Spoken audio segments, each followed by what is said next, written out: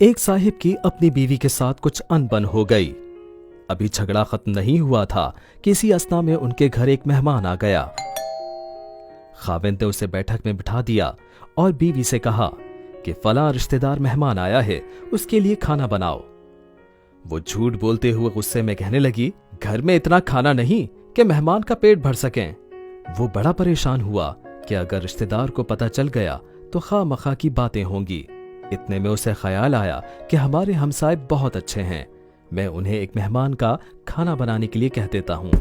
चुनाचे वो उनके पास गया और कहने लगा, मेरी बीवी की तबीयत खराब है, लिहाजा आप हमारे मेहमान के लिए खाना बना दीजिए। उन्होंने कहा, आप बेफिक्र हो जाएं।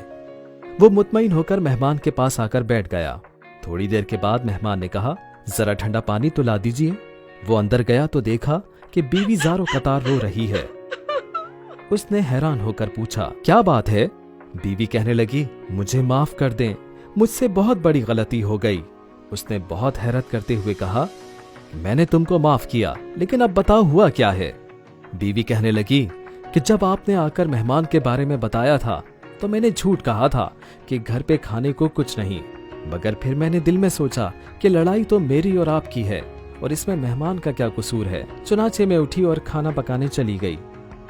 जब मैं बावर्ची खाने में गई तो मैंने देखा कि जिस बोरी में हमारा आटा पड़ा होता है उसमें से एक सफेद रेश आदमी बोरी में से कुछ आटा निकाल रहा है। मैं ये मंजर देखकर सहम गई।